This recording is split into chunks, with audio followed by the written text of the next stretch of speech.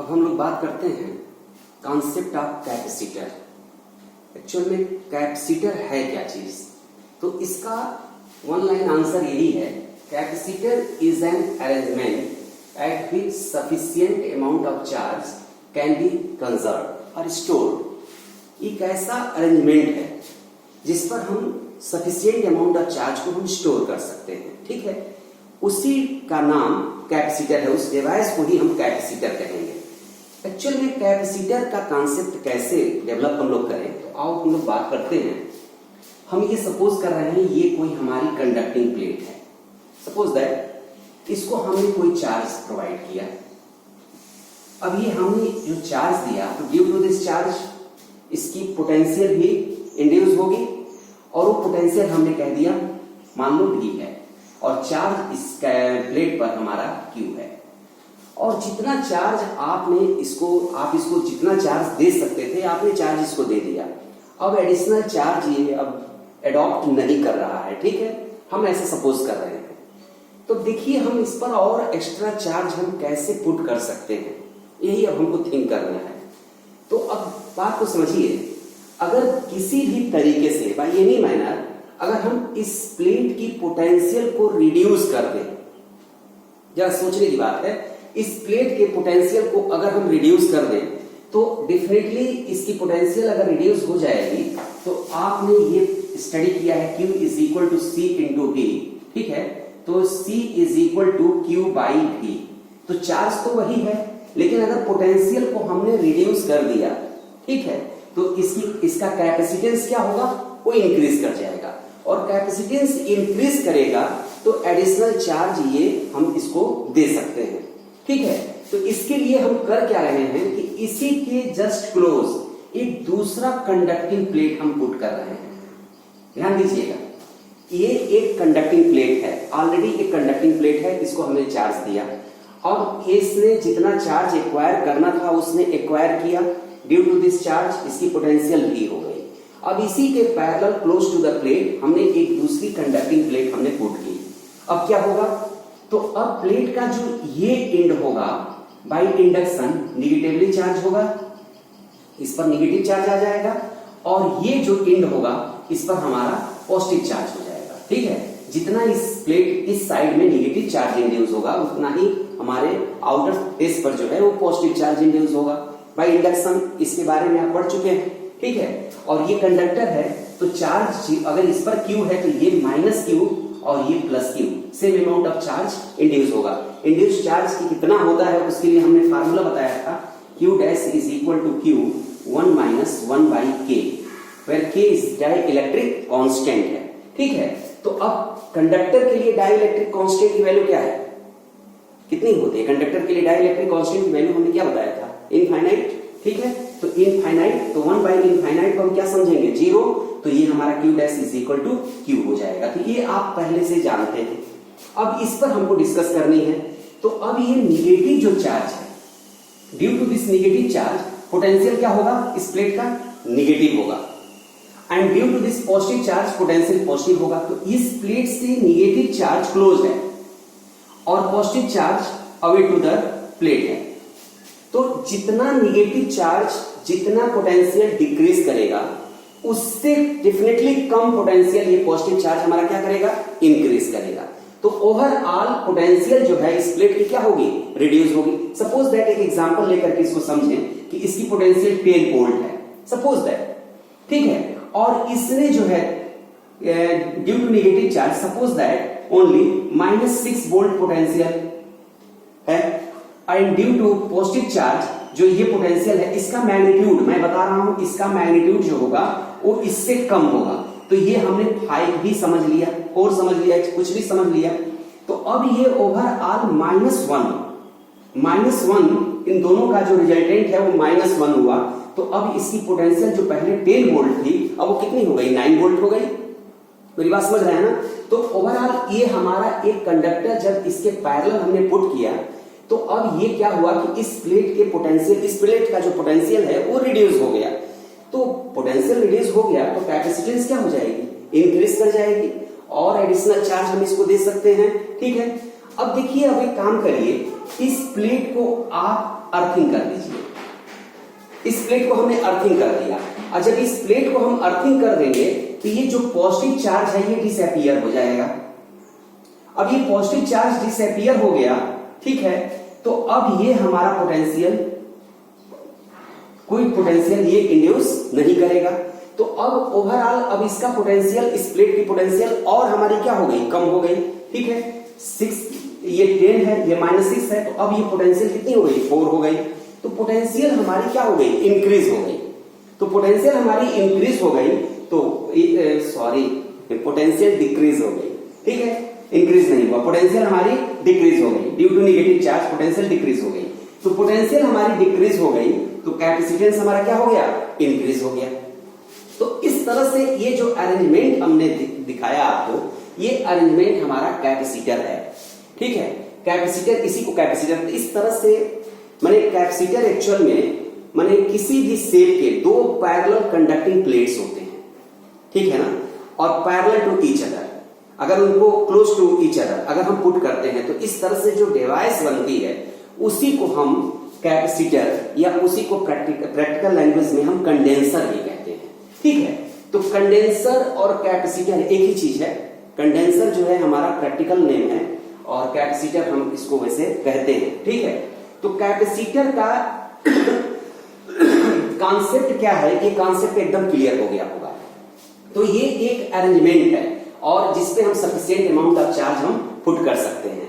तो इस पूरे अरेंजमेंट में हमने यही देखा कि एक कोई कंडक्टिंग प्लेट ले रहे हैं और उसके पैरेलल कोई दूसरी अगर कंडक्टिंग प्लेट अगर हम रखते हैं close to the given plate, तो इस तरह से जो हमारा डिवाइस बन रहा है वो हमारा कैपेसिटर है। उसका कैपेसिटेंस जो है इंक्रीज हो रहा है, I mean charge acquiring capacity increase हो रही है विदाउट चेंजिंग द शेप, ठीक है। इसका हमने शेप, देखिए शेप को हम इंक्रीज करके भी कैपेसिटेंस को इंक्रीज कर सकते हैं। अब ये प्लेट है, इस प्लेट का एरिया, आप सरफेस एरिया इंक्रीज कर दीजिए, तो पहले जितना चार्ज जो एडॉप्ट कर रहा था उससे ग्रेटर वैल्यू को चार्ज एडॉप्ट करेगा, ठीक है। तो कैपेसिटेंस तो इंक्रीज हो गया, लेकिन आपने एरिया भी तो बढ़ा दिया ना। और हमारा मतलब ये है कि हमको एरिया नहीं बढ़ानी है, उसका शेप नहीं चेंज करना है और उसके कैपेसिटेंस को इंक्रीज कर देना है। तो उसके लिए हम कर रहे हैं, उसके पैरेलल दूसरी कोई कंडक्टिंग प्लेट हम पुट कर रहे हैं। तो अब ये जो है कहने का मतलब ये है कि ये कैपेसिटर जो है हमारा एक अरेंजमेंट है दो माने कंडक्टिंग प्लेट्स के लिए। दो कंडक्टर हैं हमारे, किसी भी शेप या साइज के हो सकते हैं। तो ये अपने जो स्ट्रक्चर बेसिस पे ये कई तरह के होते हैं। जैसे कि अगर हम पैरेलल प्लेट अगर ले रहे हैं, ठीक है, प्लेन सरफेस अगर कंसीडर कर रहे हैं तो उसको हम पैरेलल प्लेट कैपेसिटर कहेंगे। बात समझ रहे हैं ना। तो पैरेलल प्लेट कैपेसिटर, उसी तरह से हमारा स्फेरिकल कैपेसिटर भी होता है। दो कंसेंट्रिक स्फीयर्स आप ले लीजिए, दो कंसेंट्रिक स्फीयर्स ले लीजिए, ठीक है। यहां से ये दो कंसेंट्रिक स्फीयर्स हमने कंसीडर कर लिया, ठीक है। और इसको हमने, इस स्फीयर को हमने पॉजिटिव चार्ज दिया, ठीक है, इसको हमने पॉजिटिव चार्ज दिया। तो बाय इंडक्शन इस एंड पर हमारा नेगेटिव चार्ज इंड्यूस होगा, इस सरफेस पे, इनर सरफेस पे, और आउटर सरफेस पे पॉजिटिव चार्ज इंड्यूस होगा। और उसकी अगर हमने अर्थिंग कर दी तो वो पॉजिटिव चार्ज हमारा क्या हो जाएगा, डिसअपीयर हो जाएगा। तो ये स्फेरिकल कैपेसिटर है। ये दोनों स्फीयर कहीं भी एक दूसरे को टच नहीं करेंगे, ठीक है। तो इस तरह से parallel plate capacitor, spherical capacitor, उसी तरह से हमारा सिलिंड्रिकल जो भी होता है, सिलिंड्रिकल कैपेसिटर वही पैरेलल कोएक्सियल टू सिलिंडर्स हम कंसीडर करेंगे, ठीक है। एक काम और हम कर सकते हैं यहाँ पर। अब इस बात को समझिए, एक तो आपने प्लेट रख के आपने इसके कैपेसिटेंस को इंक्रीज किया बाय रिड्यूसिंग द पोटेंशियल। अब इस पोटेंशियल को और हम कम कर सकते हैं। वो क्या करेंगे हम कि दो प्लेट के बीच में, ठीक है, ये जो हमारा है एक नॉन कंडक्टिंग सब्सटेंस हम पुट कर दें ऑफ डाइलेक्ट्रिक कांस्टेंट के। तो एक नॉन कंडक्टिंग अगर सब्सटेंस अगर दोनों प्लेट के बीच में अगर हम पुट कर देते हैं तो इससे भी पोटेंशियल हमारा और रिड्यूस हो जाएगा, आई मीन कैपेसिटेंस और इंक्रीज कर जाएगा। तो इसीलिए प्रैक्टिकल कैपेसिटर या कंडेंसर जो बनाए जाते हैं उसमें हम कंडक्टिंग प्लेट को कंसीडर करते हैं, उनके बीच जो है जैसे माइका या पेपर या फाइबर, इस तरह के जो है नॉन कंडक्टिंग सब्सटेंस हमारी फील्ड होती है, ठीक है। तो ये कैपेसिटर हो गया। अब इस कैपेसिटर का कैपेसिटेंस क्या होगा, तो यहाँ पर कैपेसिटेंस का तो बेसिक जो डिफिनीशन है वो यही है, चार्ज और पोटेंशियल का रेशियो। तो चार्ज ऑन आइदर सरफेस, इस पे चाहे इस पे कोई भी, चाहे वो पॉजिटिव या नेगेटिव, उसका मैग्नीट्यूड हमको कंसीडर करना है। तो वो चार्ज मान लीजिए क्यू है और पोटेंशियल जो है हमारा v है, तो Q बाई v यही हमारा कैपेसिटर या कंडेंसर का कैपेसिटेंस होगा। ठीक है, इसकी भी यूनिट SI यूनिट वही होगी, फैराड ही होगी। हाँ, माइक्रो फैराड, पिको फैराड हमारे प्रैक्टिकल यूनिट्स होंगे, वो सारी बातें वही रहेंगी। अब कैपेसिटर का जो कैपेसिटेंस है उसको कौन कौन से फैक्टर अफेक्ट करते हैं, थोड़ा सा इस पर भी हम लोग बात कर लें। तो एरिया की बात मैंने पहले ही कही, एरिया अगर इंक्रीज करेंगे तो हमारा कैपेसिटेंस इंक्रीज होगा। तो इफेक्टिव एरिया की बात हम करेंगे, कैपेसिटर में इफेक्टिव एरिया।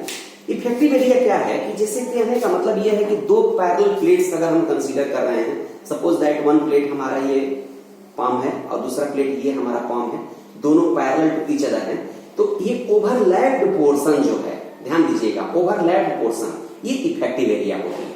ठीक है, अब देखिए अगर अब यहाँ पर क्या है, सिचुएशन को जरा ध्यान से देखिए, ये ओवरलैप्ड पोर्शन को हम क्या कर रहे हैं, रिड्यूस कर रहे हैं। तो ओवरलैप्ड पोर्शन को रिड्यूस कर रहे हैं तो इफेक्टिव एरिया हमारी रिड्यूस हो रही है। ठीक है, ओवरलैप्ड पोर्शन को जो है हम इंक्रीज कर रहे हैं तो हमारा जो है इफेक्टिव एरिया इंक्रीज हो रही है।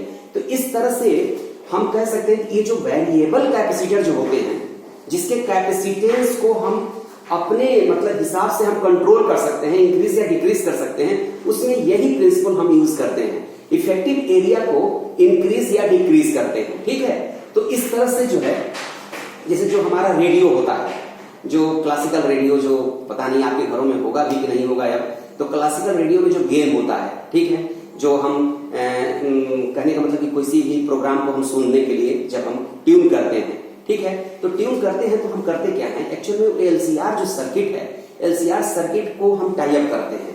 तो एलसीआर सर्किट में एल और आर ये हमारे फिक्स हैं, हम सी को चेंज करते हैं। एलसीआर सर्किट में हम सी को चेंज करते हैं और उसकी फ्रीक्वेंसी को मैनेज करते हैं। तो वहां पर जो सी हो है, कैपेसिटर जो है, वो कैपेसिटर में इफेक्टिव एरिया को ही हम कम या ज्यादा करते हैं। उसमें होता क्या है कि गेन में दो हमारे जो है प्लेट्स जो होते हैं वो इस शेप में, ये हमारा ये शेप में होता है, और एक प्लेट, दो प्लेट इसी शेप की होती है, सेम एरिया की होती है, और इस पॉइंट पर जो है वो फिक्स होती है। ठीक है, तो एक प्लेट दूसरे प्लेट पर हमारी जो है वो हमारी स्लिप कर सकती है, मतलब इनके बीच में एक नॉन कंडक्टिंग सब्सटेंस होगा। तो ये इस तरह से जो है ये कंप्लीट ओवरलैप कर रहा है। अब इसको हम अगर ट्यून करते हैं तो ये हमारा ओवरलैप एरिया का जो इफेक्टिव ओवरलैप पोर्शन का जो इफेक्टिव एरिया है वो हमारी रिड्यूस होती जाती है। तो इस तरह से ये हमारा वेरिएबल कैपेसिटर इस तरह से बनाए जाते हैं। कैपेसिटर या कंडेंसर को जो है हम अपने डायग्राम में कैसे रिप्रेजेंट करते हैं ये भी समझ लीजिए। तो डायग्राम में हम उसको लाइक दिस, दो पैरेलल लाइन से रिप्रेजेंट करते हैं ऑफ इक्वल लेंथ। ध्यान दीजिएगा, एक लाइन बड़ा एक लाइन छोटा मत करिएगा, अदरवाइज वो सेल को रिप्रेजेंट करने लगेगा। ठीक है, तो कैपेसिटर को ऐसे रिप्रेजेंट करते हैं, और यही वेरिएबल अगर हमको बताना है तो एक हम arrow mark like this use करते हैं। तो ये वेरिएबल कैपेसिटर को, एरो मार्क हमने यूज नहीं किया तो वो कैपेसिटर को रिप्रेजेंट करता है। ठीक है, इसी तरह से एक और सिंबल इसका हम यूज करते हैं, ये भी सिंबल हम यूज करते हैं, एक कर्व लाइन और एक स्ट्रेट लाइन से भी हम रिप्रेजेंट करते हैं। तो ये पॉजिटिव प्लेट और ये निगेटिव प्लेट को रिप्रेजेंट करता है। ठीक है, तो इस तरह से जो है ये रिप्रेजेंट करने का ये हमारा तरीका है। तो कैपेसिटर को डायग्राम में अगर हमको दिखाना होगा तो कैसे दिखाएंगे।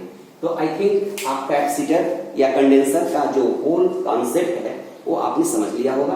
अब एक्चुअल में हमारे जो हमको स्टडी करना है 10+2 लेवल पे, वो हमको पैरेलल प्लेट के बारे में, पैरेलल प्लेट कैपेसिटर के बारे में डिटेल स्टडी करनी है। अब हम अपना पूरा कंसंट्रेशन जो है इसी पर करेंगे। Thank you.